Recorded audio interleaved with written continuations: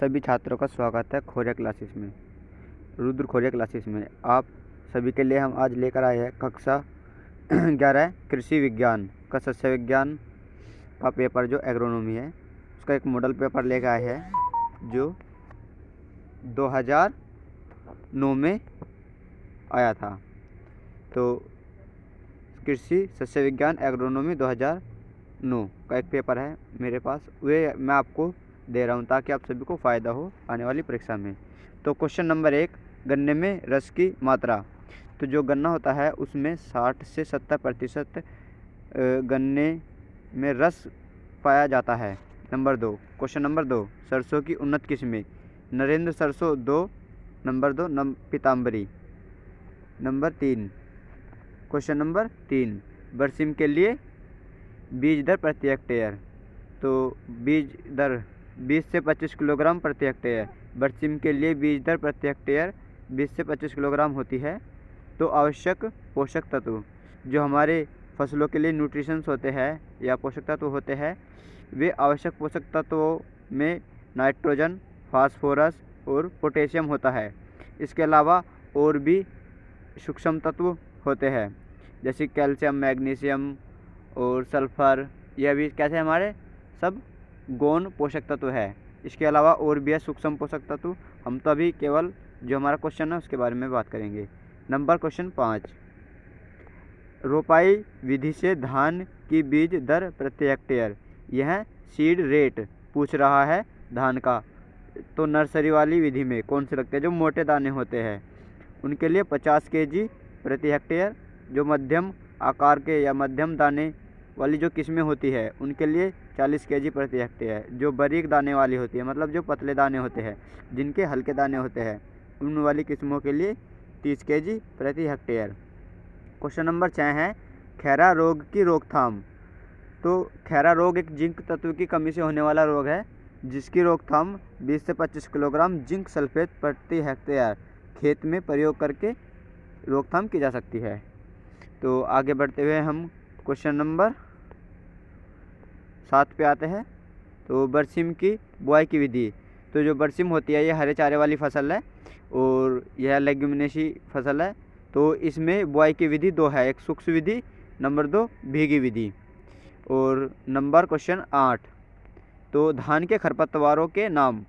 तो इन्होंने केवल धान के खरपतवारों के नाम पूछा है जैसे कि दूब घास, मोथा, जंगली सवाई, इस तरीके से है। लेकिन एक बात और ध्यान रखने की बात है, किसी भी फसल के 2 या 3 आप खरपतवारों के नाम याद रखना और उनके वैज्ञानिक नाम भी याद रखना। जैसे दूब घास का नाम है साइनोडोन डक्टाइलोन और जो मोथा है हमारा इसका नाम है cyperus rotundus. Question number 9, American कपास की उन्नत प्रजातियाँ। अमेरिकन कपास की जैसे कि विकास, H777, शंकर 4, शंकर 10, गोदावरी, कृष्णा आदि बहुत सी उन्नत प्रजातियाँ हैं अमेरिकन। तो गेहूं के खरपतवारों के नाम। गेहूं में मुख्यतः 2 तरह के खरपतवार होते हैं, एक तो वे जो चौड़ी पत्ती वाले होते हैं, एक वे संकरी पत्ती जैसे हमारा धान का पौधा होता है इस तरह के। तो चौड़ी पत्ती वाले जैसे कि बथुआ, सेंजी, दुधी, कांसी, जंगली पालक, जंगली मटर, कृष्णनील, सत्यानाशी, हिरणखुरी। और संकरी पत्ती मोथा, कांस, जंगली जई, चिरैया बाजरा और अन्य घासें भी होती है। इसके अलावा एक मुख्य खरपतवार होता है गेहूं सा, जिसे कहते हैं गेहूं का मम्मा। इसका नाम वैज्ञानिक नाम है फिलेरिस माइनर। तो क्वेश्चन नंबर 11 पे आते हैं, ये बरसीम की उपज। यहाँ पे क्वेश्चन में पूछा गया है कि बरसीम की उपज प्रति हेक्टेयर कितनी प्राप्त होती है। जो हमारा हरा चारा होता है उसमें 800 से 1000 क्विंटल प्रति हेक्टेयर हमें हरा चारा प्राप्त हो जाता है और दाने के लिए 4 से 5 क्विंटल प्रति हेक्टेयर। अगर हम फरवरी मंथ के बाद हम दाने के लिए उपज को लेते हैं तो हमें बरसीम की उपज 400 से 800 क्विंटल प्रति हेक्टेयर प्राप्त होती है। आगे बढ़ते हुए अगला क्वेश्चन है हमारा गेहूं में सिंचाई प्रबंध। जो हमारा गेहूं होता है उसमें मुख्यतः 6 सिंचाई की आवश्यकता होती है। नंबर 1 क्रोवन रूट इनिशिएशन, मतलब शिखर जड़ बनते समय। और दूसरी होती है फर्स्ट नोड मतलब गांठें बनते समय। तीसरी है जॉइंट, नहीं, फर्स्ट नोड मतलब कल्ले निकलते समय। और जॉइंटिंग मतलब गांठें बनते समय। बूट जिसे कहते हैं हम फ्लैग लीफ, जब हमारा जो बाल होती है गेहूं की, जब वो निकलती है उसकी जो अंतिम पत्ती होती है उसे कहते हैं हम फ्लैग लीफ। तो उस वाली समय, उस ड्यूरेशन में जब सिंचाई की आवश्यकता होती है उसे कहते हैं हम boot. Milking stages, milking stage में मतलब दूध अवस्था, जब गेहूं में दूध पड़ना शुरू हो जाता है उस समय। और ड्रफ, जब हमारे दाने सूखने लगते हैं, ये उस समय की विधि है। तो इसमें वाटर रिक्वायरमेंट कितनी है हमारी, जल आवश्यकता 450 से 450 से 650 mm गेहूं को जल की आवश्यकता होती है। तो इन्होंने यहाँ पे देखो इसमें दिया गया है, अगर हमारे पास एक सिंचाई उपलब्ध है तो हम देंगे शिखर जड़ अवस्था बनते समय। अगर हमारे पास 2 सिंचाई उपलब्ध है तो पहली देंगे हम शिखर जड़ अवस्था बनते समय, दूसरी देंगे हम फ्लैग लीफ बनते समय, मतलब जो हमारा जब हमारी खेत में बालियाँ निकल रही होंगी। अगर हमारे पास 3 सिंचाई उपलब्ध है तो पहली देंगे हम शिखर जड़ अवस्था बनते समय, दूसरी देंगे हम जॉइंटिंग अवस्था में, जब गेहूं के पौधों में गांठें बन रही हों। नंबर तीसरी है मिल्किंग स्टेज। मिल्किंग स्टेज में हम 3 सिंचाई देंगे जब हमारे पास अगर 3 सिंचाई उपलब्ध है। जब हमारे पास 4 सिंचाई उपलब्ध हो तो पहली देंगे शिखर जड़ अवस्था बनते समय, दूसरी कल्ले फूटते समय, तीसरी गांठें बनते समय और चौथी मिल्किंग स्टेज दूध अवस्था में। अगर हमारे पास 5 सिंचाई उपलब्ध है तो पहली देंगे हम शिखर जड़ अवस्था बनते समय, दूसरी देंगे हम कल्ले फूटते समय जिसे कहते हैं हम फर्स्ट नोड, और जो हमारी तीसरी है वो जॉइंटिंग के समय, मतलब जब हमारी खेत में गांठें बन रही हो। तो नंबर 4 है बूट, मतलब जब हमारे खेत में बालियाँ निकल रही हो। Number 5 milking stage. Milking stage का मतलब है जब हमारे खेत में दूध की अवस्था हो, गेहूं के दानों में दूध पड़ रहे हो।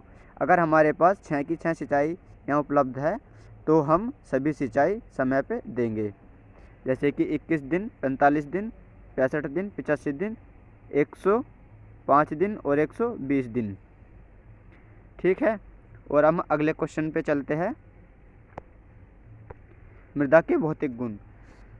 क्वेश्चन आएगा मृदा के भौतिक गुण लिखिए, या भौतिक गुण से आप क्या समझते हैं, भौतिक गुणों के बारे में बताइए।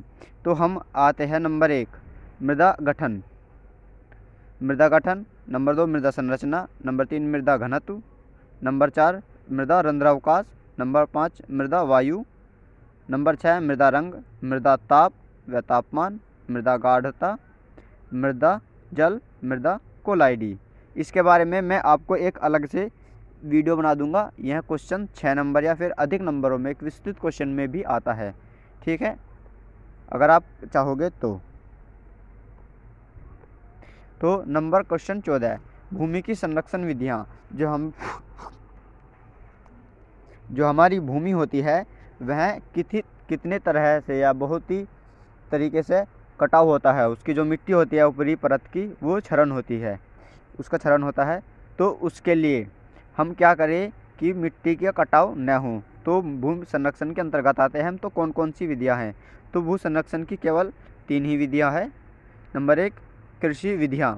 इसमें हम कृषि की विभिन्न विधियों को अपनाकर भू संरक्षण कर सकते हैं, जैसे कि कंटूर फार्मिंग, कंटूर की खेती, भू परिकर्षण, मल्च, जैसे कि मल्च होता है, जैसे हम गन्ना छिलते हैं और उसका अवशेष खेत पे फैला दे, उसे कहते हैं मल्च। तो उससे हमारी जो मृदा रहती है वो कवर रहेगी और मृदा का इरोजन मतलब भू कटाव नहीं होगा। और स्ट्रिपिंग, क्रॉपिंग, फसल चक्र ले सकते हैं हम, ले कृषि आदि करके हम भू संरक्षण कर सकते हैं। नंबर 2 है यांत्रिक विधि।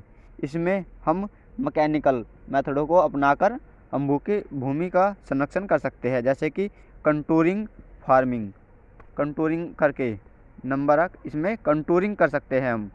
और वेदिका खेती कर सकते हैं, ये पहाड़ों पर की जाती है।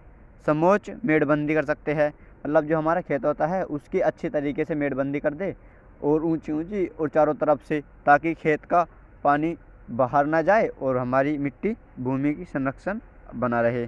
खेत को समतल करके जो भूमि का खेत होता है, अगर वो ऊंचा नीचा हो तो उसको समतल कर दो ताकि मिट्टी का कटाव न हो। जब पानी ऊंचे स्थान से नीचे की ओर को चलता है तो भूमि का कटाव होता है, तो इसको हम भूमि समतल करके भी कर सकते हैं। और भी बहुत सी विधियाँ है, तो भू संरक्षण करके आदि विधियाँ अपनाकर हम भू संरक्षण कर सकते हैं। नंबर 3, वृक्षारोपण करके और घास रोपण करके भी भू संरक्षण कर सकते हैं। अगर हम अपनी भूमि पर वृक्ष लगाएंगे तो जब बहुत तेज़ बारिश होती है उस समय वे पेड़ पौधों के ऊपर पहले जाएंगी तो उनका वेग कम कर देगी, जिससे हमारी भूमि पे जल कटाव नहीं होगा। तो इन सभी बातों को ध्यान में रखकर हम भूमि की कटाई को रोक सकते हैं और खेत की उपजाऊ क्षमता को बढ़ा सकते हैं, और इस प्रकार हम ज़्यादा पैदावार भी ले सकते हैं।